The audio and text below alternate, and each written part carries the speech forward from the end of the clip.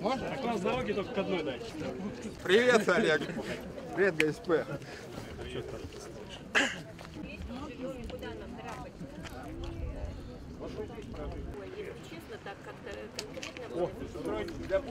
Нам показывают, как говорится, зомби-ящик. А мы... Да, загнивающий Запад, 5-я колонна. Да, мы там... Говорят, ребят, вы 5-я колонна, все дела. Хотя деньги у нас, короче, в 90-х годах у нас, короче, Ельцин там набрал кредитов, а мы кредиты отдаем. Поднимите хоть один в руку здесь, кто должен Америке, за что мы должны отдавать кредит. Вот, да. Стабфонд у нас где? Стабфонд? В Америке, да? В Америке. Сейчас на нас наложили санкции. Какие же американцы плохие? Ну а почему же тогда все деньги нашего стабфонда находятся там? Под 5-6%, когда за год это все сгорает, просто инфляцией. И нам объясняют про этот загнивающий Запад, когда мы в Америке все храним. Потом, когда там уже наши высшие чины, можно сказать, весь Лазурный берег скупили, да? Их правнуки уже по-английски разговаривают. Да, и нам объясняют что-то по патриотизму. Нет, это круто объяснять по патриотизму какому-то крутому такому олигарху, который хавает икру где-то на яхте белой, да? И потом говорит, ребят, мы за вас душой болеем. Ну так нельзя же. Зачем пришли сегодня? Потому что душа болит за Россию. Надоело бороться с коррупцией кругом. Жулик на жулике. Один хуже другого. Сажают одного, ставят другого. Почему? Неизвестно. Что делать дальше? Люди сидят. Некоторые люди получают по 1 000 000 рублей в месяц. А некоторые люди получают по 6 000 в месяц. Учителя, врачи и так далее. Я пришел, чтобы выразить свою гражданскую позицию. Ну а почему именно сюда, именно сегодня? Может, в другое время, в другой Сегодня День России. Я считаю, что все граждане нашей страны имеют право выйти на улицу и сказать, в том числе, о своих проблемах. Мы вышли, чтобы сказать о проблемах нашего города. Когда раньше, вот, допустим, у детишек не было там Ютуба и так далее.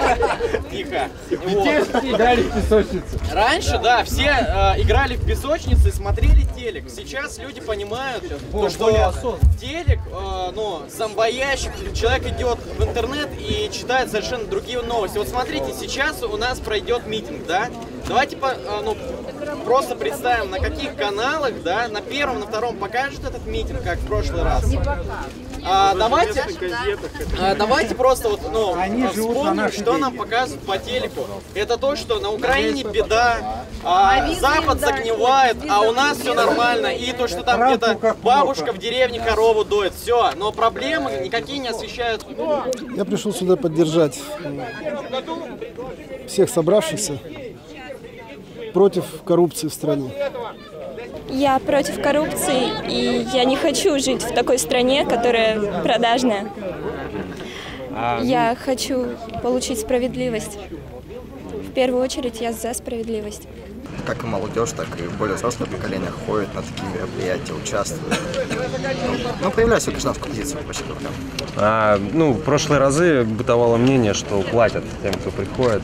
У вас как с этим? Нет, я, по своей инициативе, вот всем одногруппникам пришли, потому что возмущены в какой-то степени. Нет, мне никто не платил. Я был и на акции 26 марта, и на акции 12 июня. Это исключительно моя гражданская позиция, потому что я такой же человек. Мне жить в этой стране это будущее, да, и это будущее ворует коррупция, поэтому я здесь. У нас здание налоговой, и на нем плакат. Школы, больницы, дороги — это все наши налоги. Давайте теперь посмотрим на наши больницы. Я не знаю, как у вас в Лукинских, но у нас в больницу, когда заходишь, там просто, извиняюсь за выражение, печарня. В школах текут крыши, то есть, опять же, учителя тоже невменяемые. Это Ну вот если посмотреть просто, что в интернете сейчас учителя втирают детям, это тоже полнейший бред. На самом деле, как бы мне абсолютно, ну, мне как-то все равно, какая у кого дача, с какой ложечки они едят в своих вертолетах. Я думаю, что это вполне логично, что должна быть хорошая посуда в вертолете, если ты возишь шейха, везешь какие-то переговоры и прочее, прочее.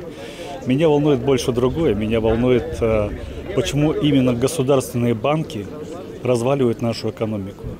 Именно Сбербанк с государственным участием России, да? То есть вы скажете, да, они защищают там, они защищают акционеров, которые там не акционеров, а вкладчиков, да. Но простые вкладчики, они защищены законом до 700 тысяч рублей. И основными вкладчиками, то есть, являются как раз не предприниматели, не промышленники, да, то есть, как бы, а как раз коррупционеры и взяточники. И получается, что вот государственные банки защищают коррупционеров и взяточников, разваливая как бы весь российский бизнес, всю российскую экономику. Вы же видите, как Набиуллина получает награды как от наших врагов, да? То есть за что? То есть за то, что просто во время кризиса, да, то есть придумала новые законы, по которым ни один предприниматель России не может получить денег. Они начали заниматься простым барыжничеством. То есть они насовывают деньги людям, у которых есть стабильная заработная плата, там 30-40 тысяч рублей. И потом эти люди становятся заложниками на 5-6 лет этих банков. Потом снова что-то покупают и снова становятся заложниками. Им остается только на квартплату и на хлеб. Могу быть мэром, почему нет? Я буду классным мэром. Вот.